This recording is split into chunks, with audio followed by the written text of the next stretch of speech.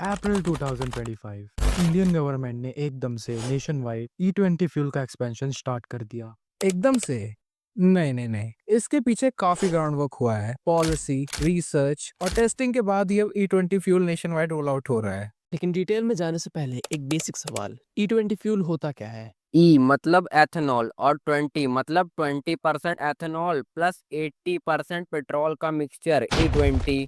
Ethanol ये एक type का अल्कोहल फ्यूल है जो शुगर केन, कॉर्न और राइस जैसे क्रॉप से बनाया जाता है। मतलब खेत से गाड़ी तक का सफर। अब इस वीडियो को शॉर्ट और सिंपल रखने के लिए हम इसे दो पार्ट्स में डिवाइड कर रहे हैं। Benefits of E20 fuel, disadvantage of E20 fuel in short. Pros and cons. वैसे तो ये E20 फ्यूल ओरिजिनली 2030 में नेशन वाइड रोल आउट करने के लिए प्लान किया गया था, बट गवर्नमेंट के एम्बिशियस टारगेट्स के चलते इसको 2025 में ही पैन इंडिया रोल आउट करना स्टार्ट कर दिया गया है। अब बात करें इसके बेनिफिट्स की, तो सबसे बड़ा बेनिफिट, इंडिया अपना 85% ऑयल इंपोर्ट करता है। अगर एथेनॉल का यूज बढ़ेगा तो हमारी फॉरेन ऑयल डिपेंडेंसी भी कम होगी, मतलब पैसा बचेगा और अपना ट्रेड डेफिसिट भी कंट्रोल होगा। दूसरा, एथेनॉल जब बन होता है तो पेट्रोल के कंपैरिजन में ज्यादा क्लीन और इको फ्रेंडली होता है, तो पोल्यूशन कम होगा, एयर क्वालिटी इंप्रूव होगी, जिसकी इंडिया को सख्त जरूरत है। और तीसरा, ये फार्मर्स के लिए भी एक बूस्टर शॉट है क्योंकि एथेनॉल क्रॉप से बनता है, शुगर केन, मेज, राइस एक्सेट्रा। मतलब ज्यादा डिमांड होगी तो फार्मर की भी इनकम इंक्रीज होगी।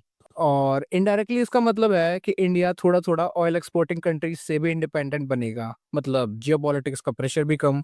अब बात करते हैं डाउनसाइड्स की। सबसे पहला, कंपैटिबिलिटी इशू। हर गाड़ी इंडिया में भी E20 फ्यूल के लिए रेडी नहीं है।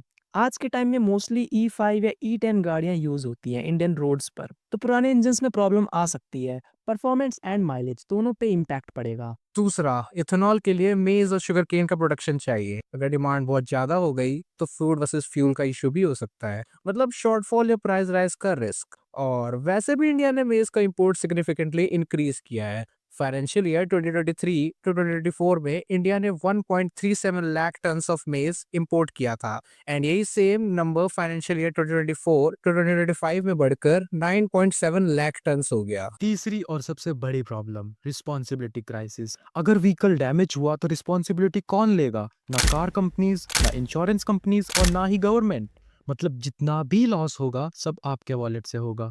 मतलब एक तरफ बेनिफिट्स बहुत अच्छे हैं लेकिन चैलेंजेस भी कम नहीं है।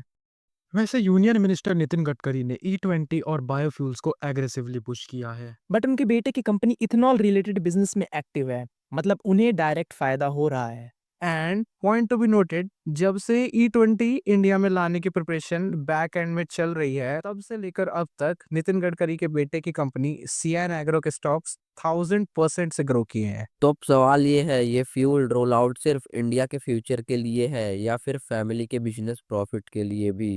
एग्जैक्टली, टेक्नोलॉजी और पॉलिटिक्स का अपना अपना मिक्स चल रहा है, बिल्कुल फ्यूल के जैसे 20% एथेनॉल और 80% पॉलिटिक्स। ओके, आज की वीडियो के लिए इतना ही। See you guys in another one. अगली वीडियो किस टॉपिक पे चाहिए कमेंट कर देना। तब तक के लिए कीप वॉचिंग डस्की वंस।